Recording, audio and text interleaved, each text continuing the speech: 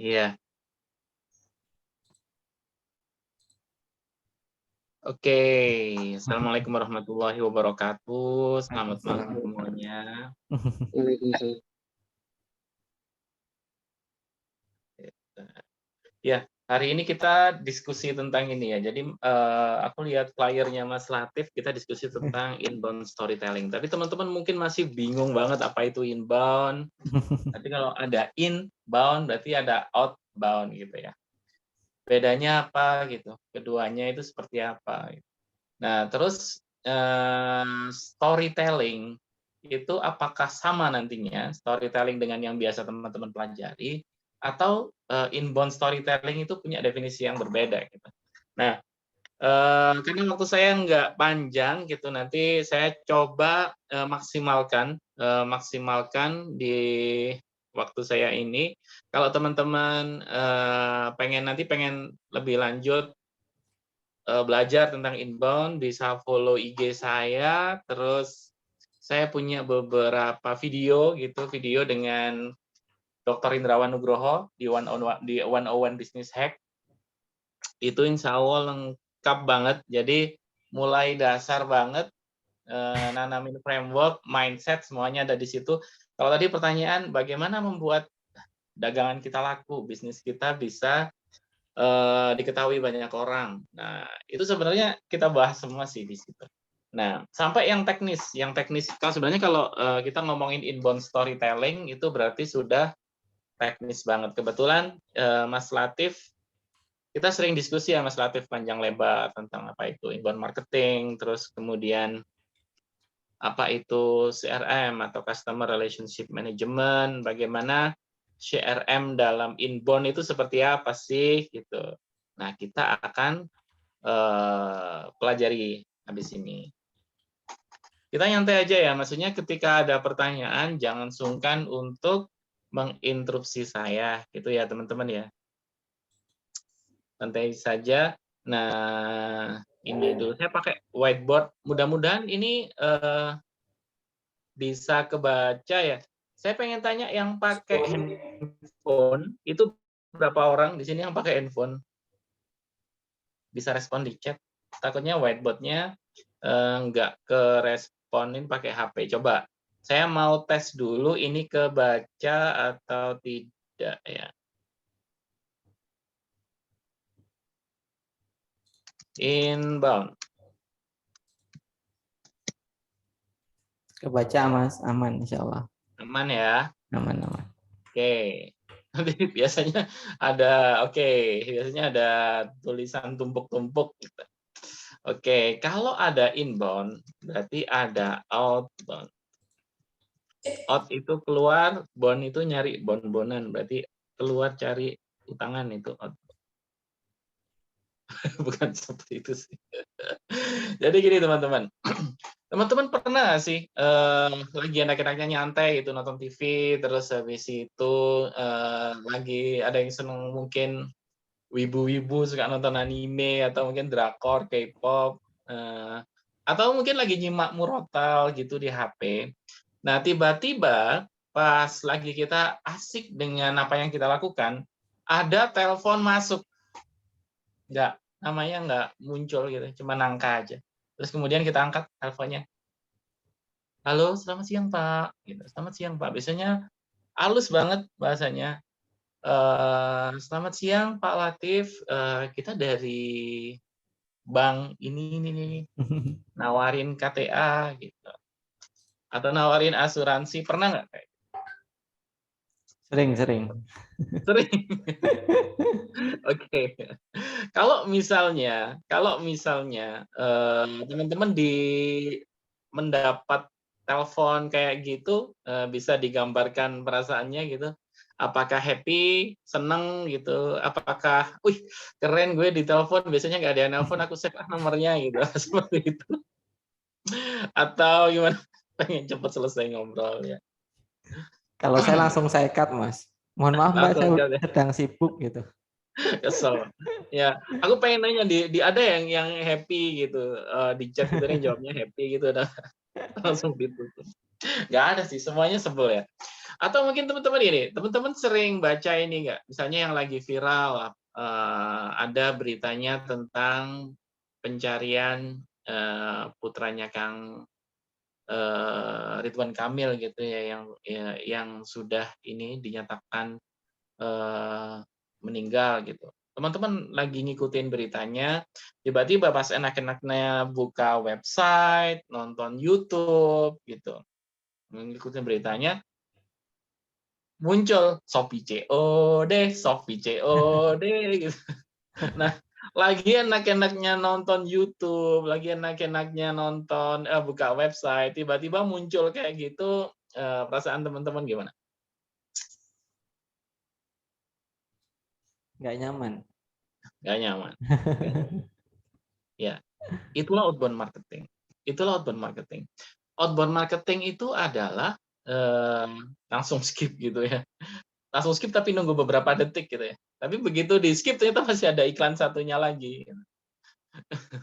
Bahkan kalau misalnya kita buka web gitu ya, buka web ada tulisan egg, ternyata ketika egg-nya kita klik bukan ketutup tapi malah lari ke web yang ngiklan.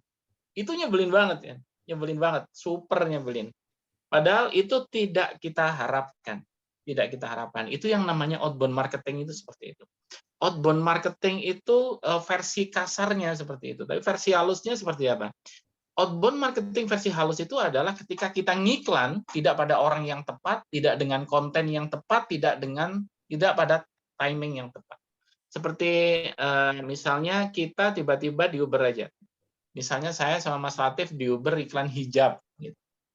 Ya, kita kan nggak pakai hijab. Tapi mungkin yang jual hijab tahu gitu. Ya siapa tahu suami beliin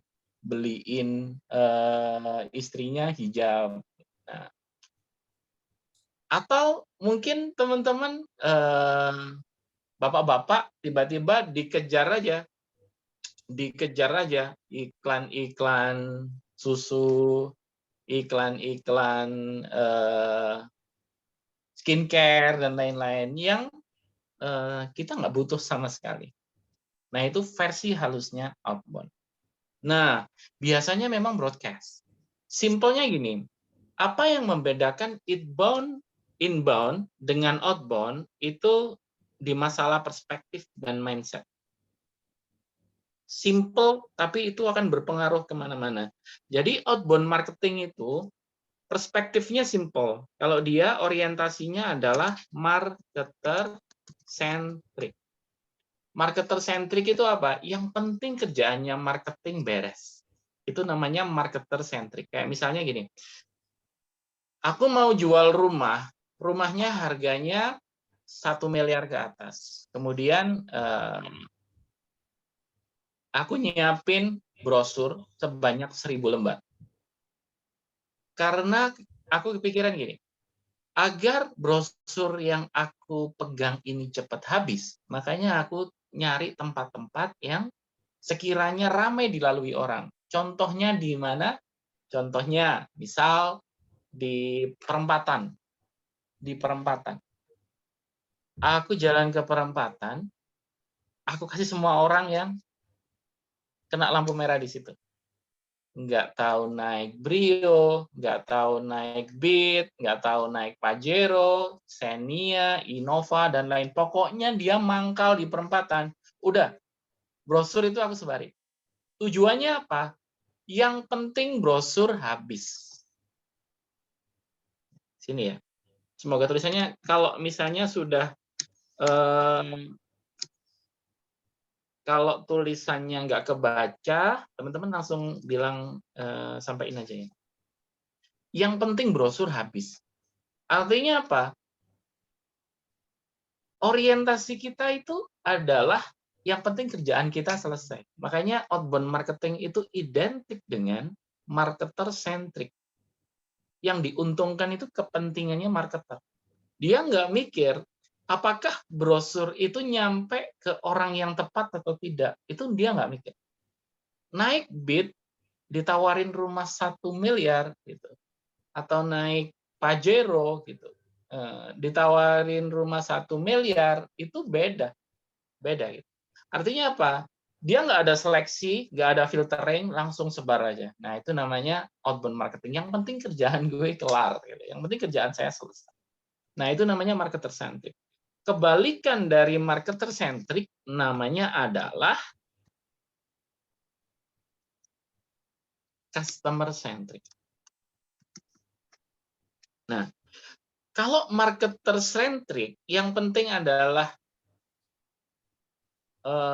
brosur cepat habis. Bahkan kalau teman-teman pas habis Jumatan gitu ya, tiba-tiba di motor, di mobil, tiba-tiba ini aja banyak brosur nempel-nempel di wiper gitu, atau di ini di spion, ditaruh di joknya sepeda gitu.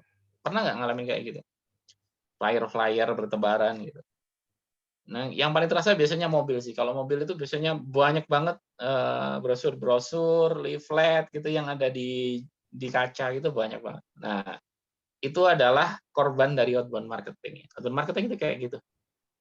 Yang penting brosurku habis, nggak tahu itu nyampe ke orang yang tepat atau enggak, udah itu pikiran belakang. Sering menawarkan kreditan. Ya. Nah, sekarang kita ngomongin customer centric ya. Kalau kita ngomongin customer centric, berarti ada satu hal yang memang harus sangat diperhatikan. Apa itu? Nah, kalau di inbound marketing itu kita peduli banget dengan yang namanya ketepatan. Right. Nah, biasanya kita menyebutnya sebagai 3R. 3 rights. 3 ketepatan rights gitu ya. Ada kontennya harus pas, the right content. Terus ada right audience.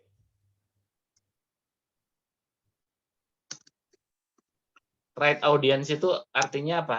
Audiens yang kita pilih harus tepat. Kalau misalnya aku mau jualan rumah seharga 1 miliar, enggak semuanya orang aku akan kasih sebar brosur itu.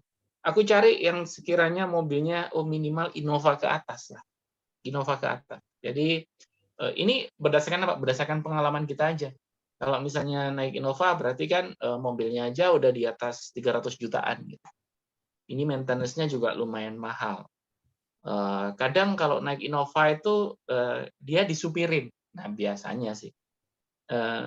Dari analisa-analisa sederhana di situ, kita sudah bisa memfilter kira-kira orang yang pantas menerima brosur kita itu apa kriterianya. Jadi kalau misalnya kita ngomongin tentang audiens, itu berarti kita akan ngomongin tentang kriteria. Kriteria itu berarti tentang pantas atau tidak pantas gitu ya. Itu ini ngomongin ini aja ya kriteria marketing ya, pantas atau tidak pantas. Cocok atau tidak cocok, lebih tepatnya itu deh, cocok atau tidak cocok. Fit atau tidak fit. Nah, sampai di sini masih bisa dibaca. Kalau nggak bisa dibaca silakan protes dulu. Mas Latif bisa dibaca, Mas? Aman, aman. Aman ya? Aman. Oke. Yang terakhir itu adalah timing. Ini penting banget, penting banget. Kalau kita ngomongin ketepatan, itu selain kontennya harus pas, audiensnya harus pas, waktunya juga harus pas. Makanya kalau di sosial media kita harus tahu nih, kira-kira orang pada buka sosial media itu jam berapa. Kadang kita berpikir bahwa jam terbaik itu kalau jam terbaik ya prime time-nya jam 7 sampai 9. Tapi mungkin kita heran, ada orang-orang yang nge-live TikTok Shop gitu jam 10 malam ke atas. Dan dia omsetnya juga ratusan juta juga dalam sebulan ini. Ada yang 10 juta sehari juga banyak gitu. Pemain-pemain TikTok Shop. Teman-teman yang kebetulan ada beberapa klien yang memang mainnya di situ. Kalau kita nalar jam 10 ke atas kan itu jamnya orang tidur gitu. Itu kan sama sekali nggak pas buat promo. Tetapi di satu sisi ternyata psikologi orang di jam 10 malam itu orang pada nyantai banget karena dia nggak ada yang ganggu lagi. Ibu-ibu itu udah nggak diganggu sama anak-anaknya gitu. Terus bapak-bapak kerjaannya juga sudah pada tuntas, udah nongkrong sama teman juga udah selesai, baru dia habisnya scroll-scroll sosial media. Nah, timing ini memegang peranan yang penting. Jadi kalau misalnya kita ngomongin tentang ini ya, tentang 3 ketepatan ini, yang harus kita pegang ada, aku garis bawahi lagi ya, 3 konten, right content, terus kemudian ada right audience, atau yang menerima itu harus tepat. Terus yang terakhir adalah timing. Waktu yang terbaik. Ingat ya, waktu yang terbaik itu bisa jadi beda dengan yang orang tentukan kebanyakan. Karena beda sekali satu karakter produk dengan produk yang lain itu beda. Mungkin kalau misalnya produk ini dijual untuk orang kantoran gitu, waktu terbaiknya adalah orang-orang biasanya pas orang kantor berangkat kerja gitu. Jam 6 sampai jam 8. Orang di komuter atau orang di bus kota liatin ini ya, liatin konten-konten itu gitu. Atau jam makan siang antara jam 12 sampai jam 1. Habis penat kerja mulai jam 8 sampai jam 12, kemudian habis sholat break pengen entah itu 15 menit, 30 menit scroll-scroll gitu. Dan biasanya malam antara pulang kerja sampai jam 10 malam biasanya sih jam-jam segitu. Tapi kalau kita ngomongin, nah itu tadi, kalau misalnya targetingnya adalah ibu-ibu yang menyusui gitu. Kadang selain waktu itu masih ada waktu terbaik lagi. Kapan itu? Jam 2, jam 3 malam. Saat ibu itu biasanya anak kan rewel kan, malam-malam habis dinenenin gitu. Ibunya bingung. Habis dinenenin, mereka bingung harus ngapain gitu. Akhirnya apa? Scroll. Nah, makanya kadang kita nggak ngerti gitu. Ternyata satu produk dengan produk yang lain itu memiliki CAT yang berbeda. Aku bilang CAT itu ini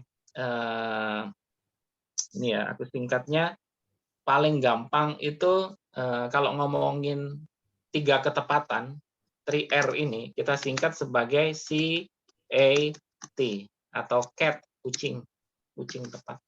Kalau pengen gampang inget-inget itu. Kontennya harus pas, audiensnya harus pas, waktunya harus pas gitu. Nah, kenapa sih kita harus ngomongin dengan ketepatan yang itu tadi gitu? Karena kalau kita maksa, orang yang nggak pas, konten nggak pas gitu, terus timingnya juga nggak pas, itu penolakan terhadap pesan itu akan sangat tinggi. Jadi yang bikin marketing boros itu gara-gara penolakan yang sangat tinggi. Penolakan, rejection.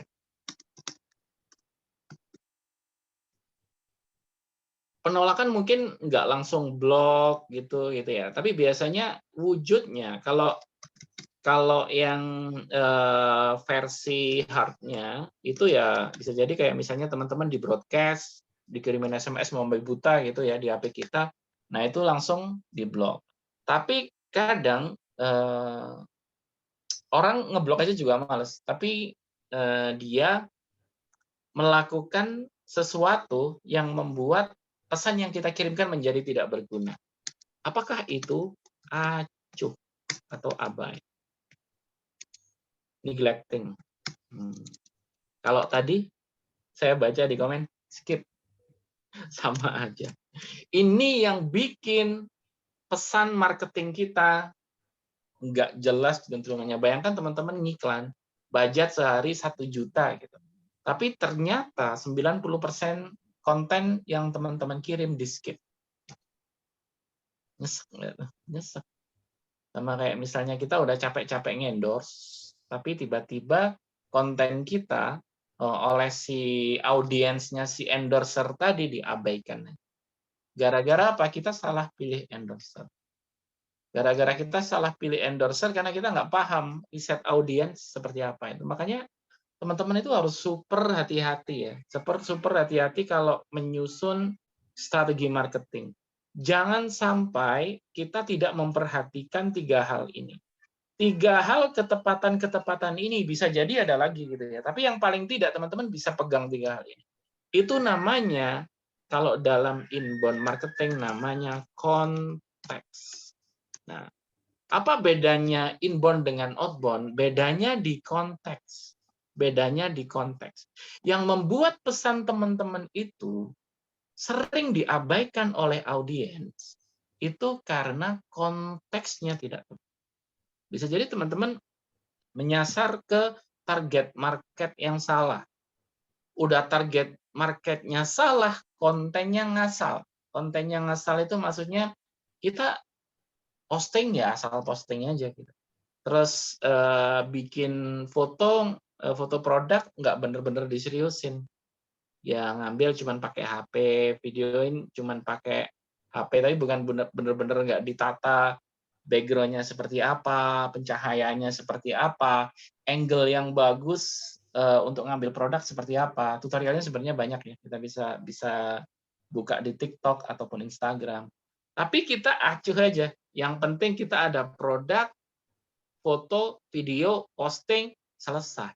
Nah, ini yang berbahaya, teman-teman. Karena besar kemungkinan penolakan terhadap konten kita itu sangat tinggi. Kalau konten kita ditolak di depan, otomatis traffic itu ya udah nggak ada. Gitu. Padahal pertanyaan very basic adalah, kenapa barang saya tidak laku? Satu, jelas nggak ada traffic. Kenapa nggak ada traffic? Nggak ada orang yang tertarik dengan konten kita. Nah, itu sebenarnya dari awal bisa dirunut kok. Dari awal sangat bisa dirunut. Apa penyebabnya? Gitu. Jadi, kalau kita langsung menganalisa gitu ya, dari bertahun-tahun bergelut dengan dunia bisnis dan UMKM gitu, kita bisa runut kok sebenarnya. Kalau misalnya masalah bisnis itu kurang lebih seperti ini aja. Jadi yang pertama, traffic-nya seperti apa? Traffic-nya. Pertanyaan simpel. Kalau gayanya Kang Dewa biasanya kayak gini. Kang, bisnis gue kok sepi ya, Kang? Pertanyaan Kang Dewa. Emang pernah rame gitu. Emang pernah rame pertanyaannya seperti itu. Nah, berarti kalau jawabannya adalah belum pernah rame ya berarti kita memang bermasalah di sisi awal. Bermasalah di sisi apa? Kita bermasalah di mendatangkan traffic. Mendatangkan traffic aja gagal, otomatis proses ke depannya udah pasti kepotong. Jadi kita nggak usah berpikir yang macam-macam. Nggak usah berpikir yang macam-macam. Jadi sebelum kita ngomongin produk bagus atau jelek, kita harus lolos ujian yang pertama dulu, mendatangkan traffic. Nah, ketika orang sudah datang, kemudian penasaran dan nyobain produk kita, pertanyaan berikutnya baru nih kita ngomongin satu hal lagi, retention. Ketika orang sudah nyobain produk kita, ya ini traffic ini bisa diuji macam-macam loh ya. Kalau kita kan followernya masih dikit banget gitu. Followernya saya masih di bawah 5.000 gitu atau mungkin bahkan masih 1.000 gitu. Bagaimana cara saya mendatangkan traffic? Kalau memang bisnis benar-benar baru, maka strateginya kalau teman-teman pengen cepat mendatangkan traffic, ya harus di-boost. Nggak bisa tidak. Ya bisa kalau misalnya mau secara natural, tapi waktunya kita nggak akan bisa prediksi. Kayak misalnya follower 1.000 gitu. Follower 1.000 pengen dapat like 500. Ya nggak mungkin. Ya nggak mungkin. Kalau pakai algoritma konvensional sosial media nggak mungkin. Kecuali kan kalau sekarang kan ada solusi alternatifnya. Alternatifnya apa? CDP. CDP atau Content Distribution Platform. Boost ini macam-macam ya. Kalau boost yang organik, jadi agar traffic kita organik itu namanya CDP. Kalau teman-teman main IG Reels gitu, IG Reels kayak misalnya aku dulu mainan eksperimen IG Reels itu follower 7.500 gitu ya. Nggak sampai sih, masih 7.000-an, di angka pokoknya mereka 7.000. Normalnya kalau pakai algoritma sosial media biasa, reach dari 7.000 itu nggak akan lebih dari 5%. 5% itu udah bagus banget. 2%, 3%, reach-nya segitu. Kalau reach-nya katakanlah ke 350 orang, 350 orang yang melihat postingan kita, kira-kira yang nge-like, yang komen berapa? Ya kecil banget pasti. Yang nge-like 50 aja itu udah luar biasa. 100 apalagi itu udah kategori viral lah kalau misalnya dengan algoritma sosial media biasa. Makanya sekarang sosial media itu mulai beralih bentuk. Dia menjadi CDP, Content Distribution Platform. Content Distribution Platform ini sebenarnya kalau dia populer, yang mempopulerkan terakhir itu TikTok. Dan CEO-nya Instagram jelas-jelas kita mengcopy TikTok. Jadi kayak misalnya Reels itu algoritmanya mirip banget sama TikTok. Jadi model CDP itu seperti apa? Model CDP itu gini, kalau misalnya di algoritma sosial media biasa, yang dilihat pertama itu adalah authority atau siapa yang posting. Nah, bedanya kalau misalnya di CDP, authority. Siapa yang posting? Bedanya kalau di CDP, pembobotannya bukan di authority-nya. Authority memang penting, tetapi yang lebih penting adalah relevansi. Relevansi itu adalah kecocokan konten dengan audiens. Nah, ini namanya relevansi. Dua hal ini yang akan diperhatikan. Bagaimana sebuah sosial media menguji apakah konten ini layak atau tidak dibantu dia di boost gitu. Jadi jangan heran kalau misalnya kadang follower saya cuma 7.000 gitu. Terus kemudian saya post, tapi reach-nya bisa sampai 10 juta. Bisa sampai yang terakhir 15 juta gitu. Kok bisa seperti itu? Karena dibantu oleh platform. Nah, kenapa dibantu oleh platform? Karena platform itu nge-tag dulu. Ketika kita bikin konten, posting gitu sama si algoritma, itu akan disodorin dulu ke 10 orang. Responnya seperti apa gitu. Ketika responnya bagus, engagement-nya bagus, orang nonton sampai tuntas, kemudian dia nonton berulang-ulang. Dia nge-like, dia komen, dia nge-share, dinaikin. Dari 10 dinaikin ke 100. Dari 100 dinaikin ke 1000. Jika responnya makin bagus, masih bagus gitu sama si platform, akan diterusin. Makanya nggak mengherankan kalau misalnya di CDP, di IG Reels, itu follower cuman 5.000, tapi bisa menjangkau jutaan. Nggak heran sama sekali. Karena kita bisa mengandalkan algoritma CDP. Jadi boosting ini bisa secara organik. Boosting bisa juga dilakukan secara anorganik.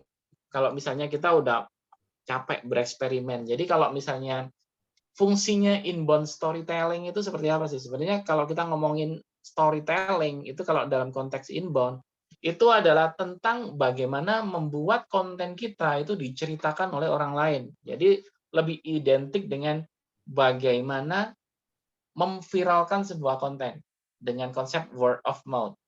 Nah, orang yang melihat konten kita kemudian tergerak ingin membagikan. Jadi kalau dalam istilah sosial media ada yang namanya viral coefficient.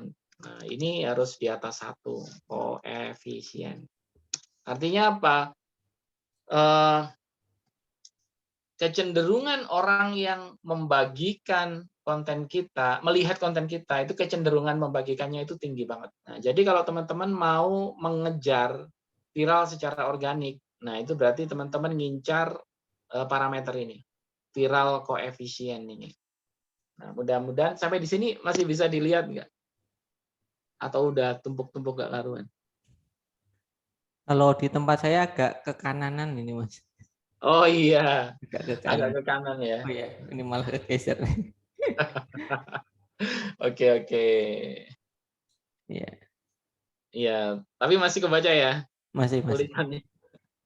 Iya, jadi ada dua cara. Membus itu ada, oh dia kalau di Zoom aman. Kalau pakai PC aman banget, karena memang modelnya landscape. Nah, kalau kedua, selain organik, berarti ada lagi dong anorganik. Astagfirullahaladzim. Sorry, kehapus semua. Anorganik itu seperti apa? Anorganik itu berarti kita meminjam authority dari orang lain. Authority itu berarti dia sudah punya audiens. Singkatnya seperti ini.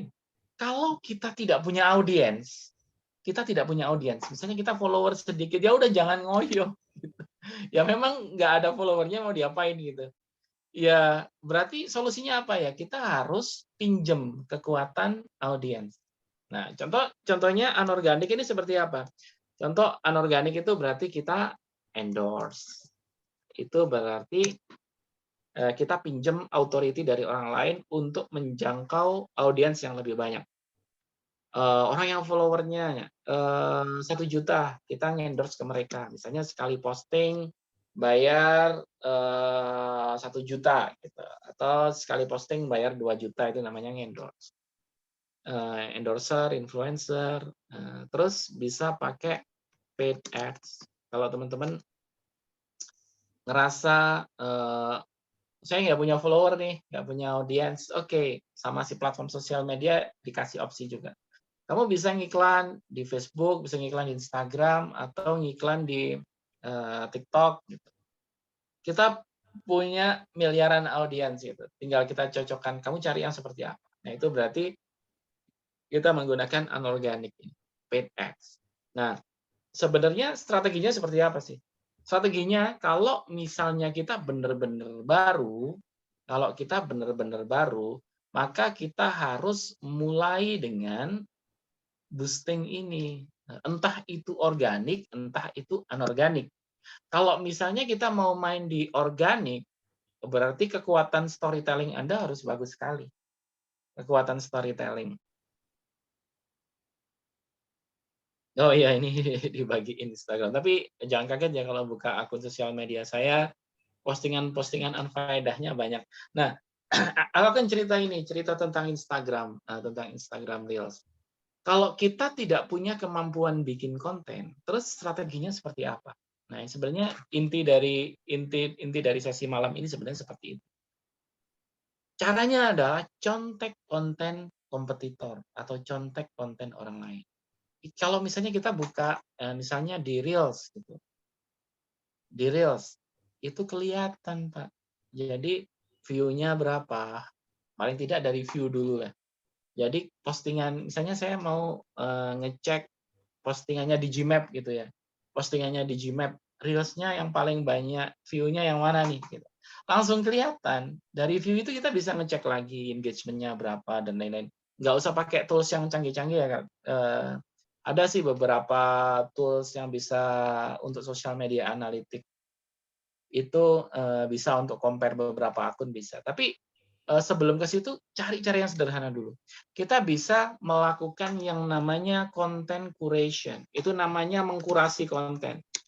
Nah, kalau bahasa nyontek itu kan kayak nggak enak gitu. Makanya kita kurasi dulu. Kurasi. Bukan nguras kamar mandi gitu ya. Dikurasi artinya kita pilih. Kita bisa amati, observasi kira-kira konten yang sesuai dengan bidang yang kita punya itu apa. Kalau misalnya kita mau jualan apa nih? Mau jualan skincare, mau jualan baju. Contek aja kompetitor kita yang paling powerful di market share di bidangnya siapa sih? Contek aja konten-kontennya. Engagement-nya bagus ya. Dari situ, nah baru kita susun yang namanya recreate atau repurpose. Repurpose ini apa? Repurpose ini berarti kita bikin lagi. Jadi yang serupa seperti yang engagement-nya bagus, yang viral dan lain-lain. Saran saya adalah jangan eksperimen benar-benar dari nol. Itu artinya gambling. Gambling itu maksudnya gini, yang saya khawatirkan itu kadang selera kita dengan selera market itu benar-benar beda. Benar-benar beda. Jadi kayak menurut saya ini nggak berkualitas, nggak ada faedahnya sama sekali. Tapi menurut market itu benar. Buktinya apa? View-nya tinggi, engagement-nya bagus, interaction-nya bagus, banyak yang pengen nge-share gitu. Nah, berarti apa? Persepsi saya salah karena saya pakai asumsi. Makanya ketika bermain konten, banyakin kurasi. Jangan mainin asumsi. Kuncinya di sini karena kuncinya di sini. Nah, dari kurasi kita recreate ya. Recreate itu artinya kita kan bikin ulang tapi dengan style kita. Itu namanya recreate. Nah, kenapa sih kita harus recreate melalui proses kurasi dulu gitu.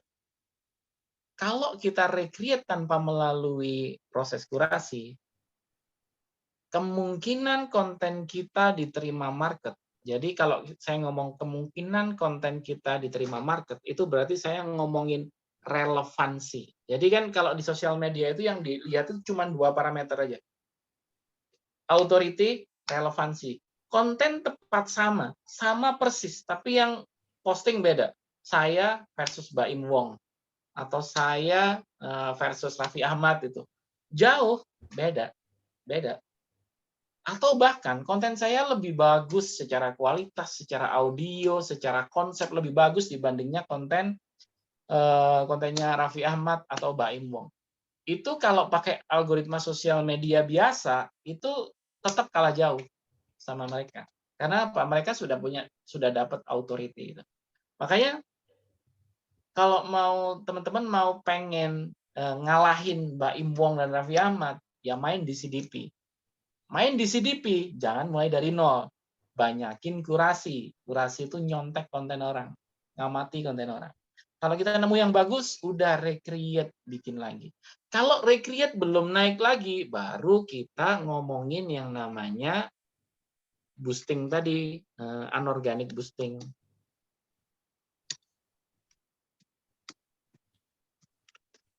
Paham ya alurnya ya? Kalau kita tiba-tiba ngendorse, tiba-tiba menginfluence, ngelibatin influencer atau pakai paid ads, itu buang duit banget.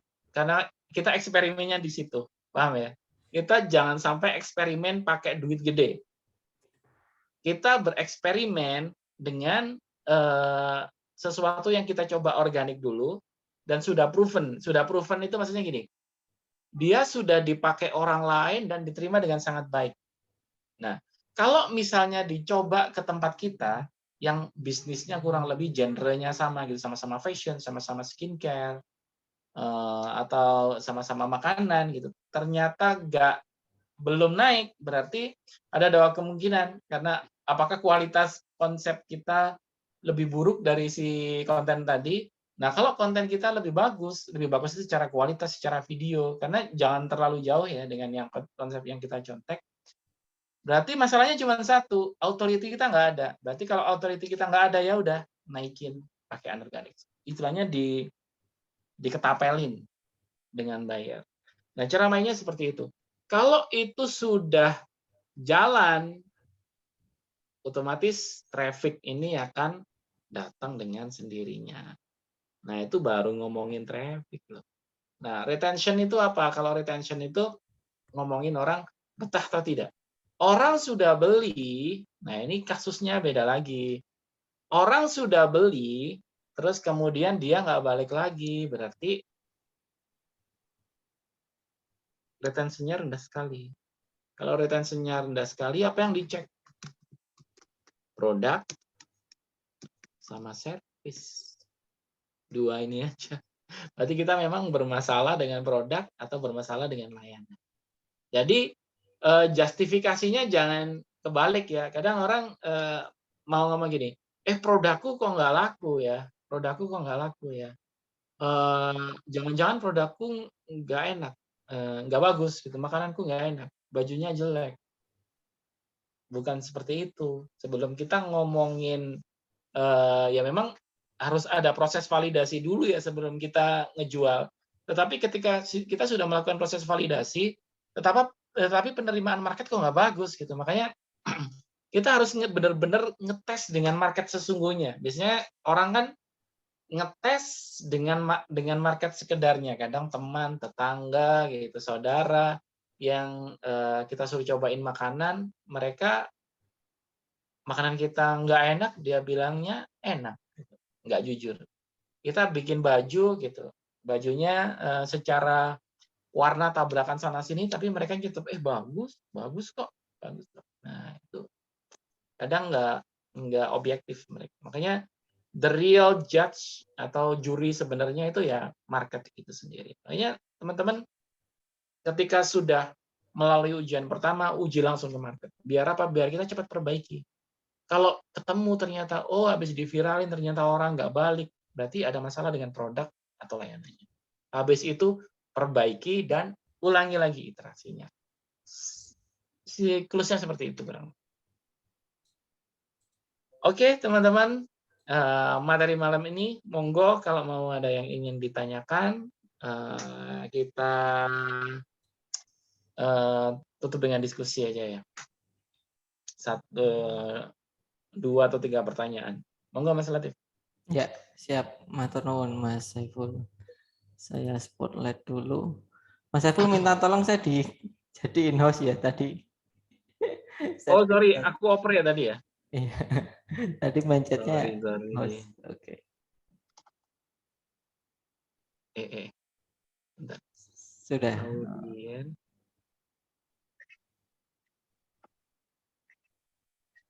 Oh, beda.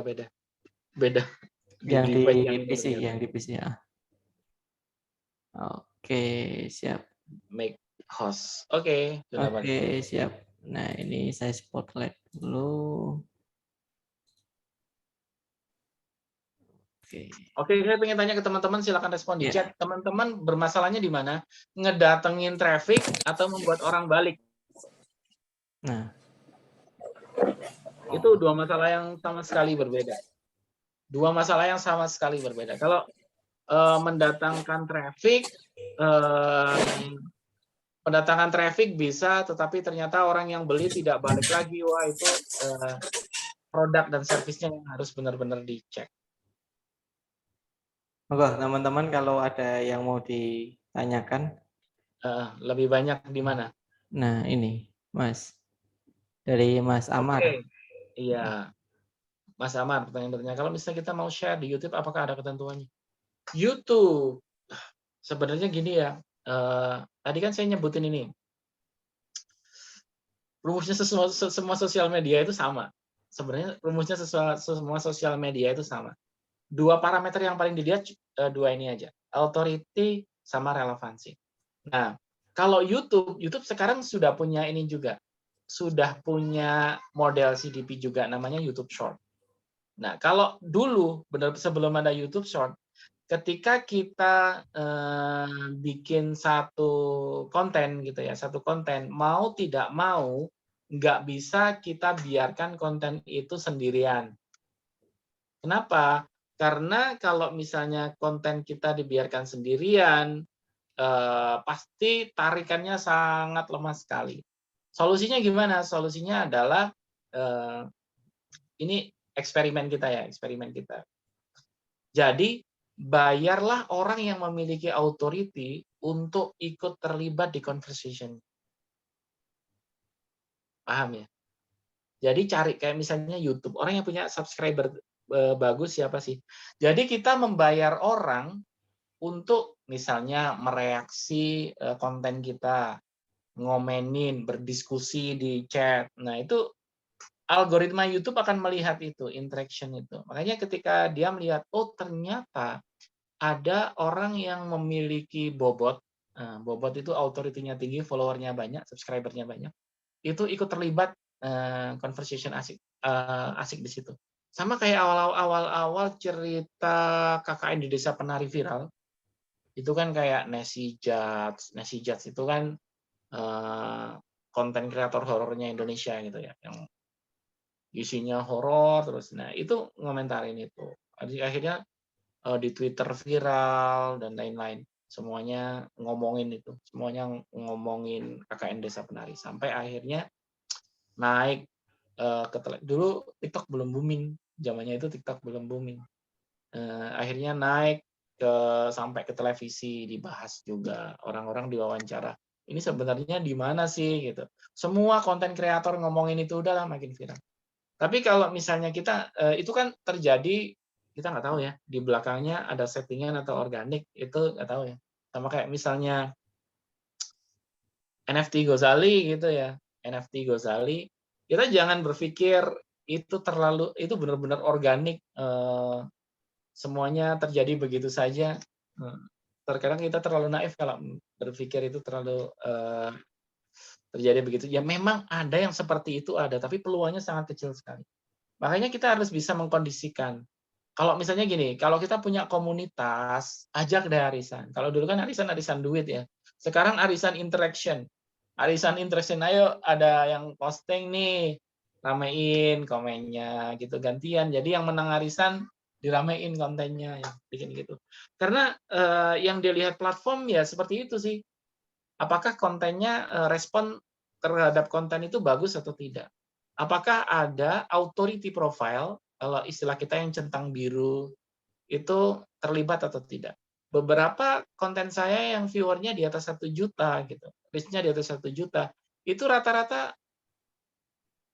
centang biru ikut terlibat di situ. Kayak misalnya iseng-iseng aja Teuku Wisnu kadang komen, gitu. Terus Yusuf Mansur komen, gitu, atau Tung Desem komen, gitu. Padahal ya konten-konten biasa aja gitu. Permasalahannya itu sih, kadang kita terlalu polos membiarkan konten lolos dengan sendirinya. Jadi berharap akan ada keajaiban konten kita tiba-tiba viral. Enggak seperti itu sih cara bekerjanya sosial media. Jadi harus ada endorsement dari orang yang memiliki authority lebih tinggi. Oh, Kalau kitanya oke, itu jawabannya ya, yang tadi ya, Mas. Kalau kita nyomot atau cut dari konten milik orang harusnya disertakan sumbernya, iya, harus pakai kredit. Kecuali kalau memang sama-sama nggak jelasnya gitu ya, sama-sama kita nemu dari konten luar negeri gitu, dan nggak ketahuan sanadnya gitu ya, ini yang punya konten siapa, barulah baru nggak nyebutin nggak apa-apa. Tapi selama ini kontennya orang dan kita tahu siapa yang bikin, wajib itu mengkredit. oke. Ini satu lagi Mas Saiful. Kalau tips mendatangkan apa ya, membuat konten di Instagram ada Mas Saiful? Buat Di, konten Instagram juga, di mendatangin traffic. Instagram. Oh. Ada yang bilang kalau Itu Instagram tadi sebenarnya yang aku share itu gini, percaya atau tidak ya, aku terutama di pandemi ini ya, 3 tahun pandemi terakhir itu bandingin. Salah satu driver virality terkuat sekarang itu TikTok. Mulai dari zaman kita ini ya Mas Latif ya, zaman kita workshop itu sampai sekarang nggak berubah sih, cuman TikTok sekarang jauh lebih pelit sih dibandingkan awal-awal. Dulu kan masih nyari audiens gitu.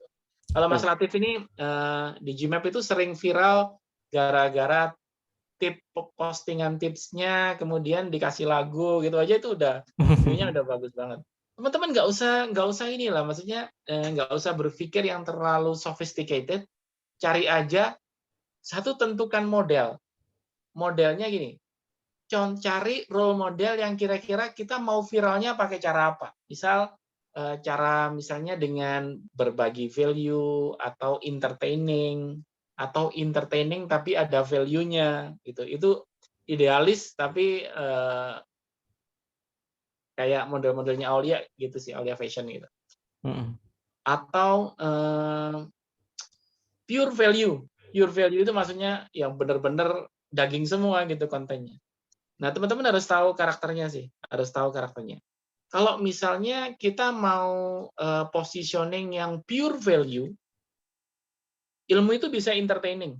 Kalau itu benar-benar baru, kalau kita punya perspektif yang benar-benar berbeda dengan yang ada di pasar, itu bisa entertaining. Yang satu kata kunci yang paling bisa diterima market itu sebenarnya nomor satu itu memang fun. Fun atau sesuatu yang menghibur, yang bikin senyum, itu nomor satu yang paling ini, paling banyak diterima market. Oh, ini ada pertanyaan dari Mas Ahmad. Berarti konten bervalue juga bisa masuk di TikTok juga ya? Banyak. Kontennya di Gmap itu bervalue semua itu. Kontennya Mas Latif itu bervalue semua dan listnya bagus-bagus. Aklamati bagus-bagus. Gitu. Banyak banget. Kayak, Oke. aduh banyak banget lah. Dr. Indrawan Nugroho aja ya masuk ke TikTok. Gitu. Kang Dewa masuk. Kang Dewa itu nggak bercanda kalau di TikTok. Dia konten-konten serius semua. Oke, siap. Nggih, sama kalau TikTok tuh mungkin ini, cari yang konten bisa dinikmatin orang yang lebih luas. Nah, Iya, gitu. Jadi itu kalau tips yang entertaining kan banyak yang bisa menikmati ya. Nah, sedangkan Mhm. kalau kita misal konten dakwah gitu ya, dakwah langsung, kadang itu memfilter. Hanya Oh, filter. orang yang suka Sangat segmented banget. orang yang Iya. suka ngaji aja yang akan nonton gitu. Jadi berdakwahlah dengan cara yang sesuai dengan TikTok gitu. Apa yang Iya, dibutuhkan biar bisa FYP. betul Gitu, banget. Itu berarti konteksnya harus sesuai ya Mas Latif ya? konteksnya harus sesuai. Konteksnya harus sesuai. Jadi bermainlah dengan gaya di mana kita bermain gitu. Betul. Stylenya kita harus tahu gitu. Karena berbeda banget ya. Mhm. Aku coba coba bawa gitu gaya guyonannya TikTok ke Facebook apalagi. Oh, udah beda banget. Beda. Biasanya kalau di TikTok itu kan orangnya benar-benar open gitu, Mhm. terbuka, Mhm. gojok-gojokan gitu. Mhm. Bahkan dark dark comedy gitu ya. Dark Mhm. comedy itu kadang wajar banget, biasa Mhm. banget gitu di TikTok. Kayak kayak misalnya orang katakanlah orang disabilitas gitu, dia bikin konten tentang mereka sendiri gitu. Itu udah biasa banget dan itu konten yang Mhm. mocking ya. Konten mocking itu Iya. maksudnya konten yang ngeledekin dia sendiri itu biasa banget di TikTok. Tapi kalau di platform lain jangan coba-coba, di Facebook diceramain habis-habisan. Enaknya TikTok sih sebenarnya itu. Jadi kuncinya gini, TikTok itu bener-bener gini, trendsetter sih, aku bilang trendsetter. Kalau Bapak Ibu coba amatin tanggal lagu Spotify gitu, top global Indonesia atau top global itu berarti dunia ya. Maksudnya yang trending di Indonesia, misalnya 100 lagu teratas di Indonesia atau 100 lagu teratas di dunia. Itu lagu TikTok, mesti penguasa papan atasnya itu TikTok semua itu. Lagu-lagu yang viral di TikTok ada di situ. Termasuk kalau teman-teman coba cek yang trending di YouTube, lagu-lagu yang trending di YouTube. Itu lolos trending di TikTok dulu, baru Betul. viral di YouTube. Ya, makanya kalau kalau pengen cari gimana cara naikin traffic yang cepat, pertama pertama mau nggak mau ini yang dilakukan Aulia Fashion gitu ya, mulai ini benar-benar ngerintis mulai dari follower 0, 2.000, 200.000 sampai sekarang di 2 juta. Itu benar-benar semua konten dicoba. Pertama pertama sih semua konten dicoba. Mhm. Itu menghabiskan waktu kurang lebih 1 sampai 2 bulan. Habis itu ketemu, oh ternyata genre komedi ini diterima. Cuman kan si owner-nya kalau misalnya main komedi aja tanpa value-nya, kita kan merasa berdosa gitu. Akhirnya dikasih pesan apa gitu. Tapi kuncinya di situ sih. Pertama kita harus tahu yang lagi trending itu apa sih sebenarnya. Kita bisa numpang di situ.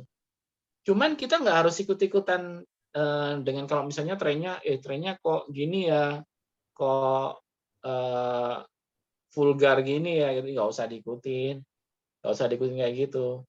Ya, yang sesuai aja. Nggak semua trending itu buruk kok. Ada trending yang bagus-bagus juga juga banyak. Oke. Atau kalau kita nemu yang nggak bagus, bikin bagus versi kita. Nah, Iya, itu. lebih bagus daripada referensi ya. Iya. Heeh. Biasanya aku punya rumus itu ini. Kalau aku tulis di sini ya. Kalau biasanya kan orang kan ATM, atau ATP, amati tiru plek, amati tiru modifikasi. Nah, modifikasi. Kalau biasanya aku punya rumus itu namanya IAM atau IAM. IAM ini apa? Yang pertama itu inspirasi atau get inspired. Cari konten yang menginspirasi Anda. Get inspired. Terus A-nya apa? A-nya itu adopt, kayak adopsi gitu. Adapt the strength. Adapt the strength. Cari yang bikin konten ini keren apa sih? Nah, terus habis itu M-nya terakhir apa? M-nya ini magnify. Magnify itu artinya perkuat dengan gaya Anda. Yang membuat kita punya karakter di sini, magnify. Kalau ini I sama A itu jiplak, ya mengadopsi bahasa. Intinya kalau kita main konten, main di sosial media, jangan pernah memulai sesuatu dari nol. Itu buang waktu banget, karena kita akan bereksperimen. Kecuali kalau kita mau jadi benar-benar pure konten kreator, penentu arah sosial media, ya itu terlalu inilah. Bagi kita yang mulai konsisten konten aja susahnya luar biasa, apalagi menjadi ideal gitu. Itu berat. Kayak misalnya contoh konten kreator yang ideal itu kayak Dr. Indrawan Nugroho gitu. Itu konten kreator yang ideal. Jangan dilihat sekarangnya ya, itu perjalanannya panjang banget itu. Beliaunya itu panjang banget. Mulai bikin video yang nonton cuman puluhan, ratusan gitu, terus kemudian bikin video sama aku juga gitu. Sampai sekarang minimal ya, minimal sekarang bikin video itu udah puluhan ribu lah, ratusan ribu. Tapi ini ya, kelebihannya konten kreator idealis itu ketika dia sudah mampu menentukan arah pasar, dia akan menciptakan tribes-nya sendiri. Follower-nya loyal, kuat. Tapi kelemahannya adalah tidak ada market yang benar-benar loyal. Itu udah hukum alam. Artinya apa? Apa yang trending pada saat itu, ya pasti akan hilang, akan melemah dengan sendirinya. Nggak ada trending yang bertahan terus-terusan. Kecuali kita memang ngomongin trending terus-terusan, kayak Deddy Corbuzier. Apa yang trending dibahas, apa yang trending dibahas. Jadi dia jadi kayak barometer gitu. Kita ngikutin Deddy agar tidak ketinggalan berita. Itu namanya fear of missing out atau FOMO. Nah, kalau kita bisa menciptakan kayak gitu, nah itu keren. Tapi itu terlalu idealis sih, terlalu idealis. Mending model kita tahu apa yang lagi diminati orang, kita masuk tapi kita kasih style yang berbeda. Nah, ini magnify-nya di sini, kasih style, magnify atau perkuat dengan style Anda. Magnify with yourself. Nah, ini karakter kita kelihatan di sini. Nah, rata-rata kebanyakan influencer di TikTok itu mereka besar dari tren. Ya, gede gara-gara ada satu tren dan dia memang dominan di situ gitu. Nah, itu salah satu biasanya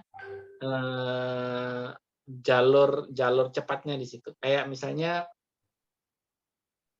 pernah ngerti nih putranya Mbak Suryani ini, Aditya Yapeo. Ya, dulu ngomongnya Korea. Pokoknya apapun yang diomongin bahasa Indonesia tapi belakangnya ada Yapeo-nya.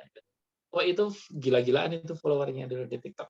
Masih mulai follower dari puluhan ribu, ratusan ribu, terus sampai sempat dapat di atas 5 juta.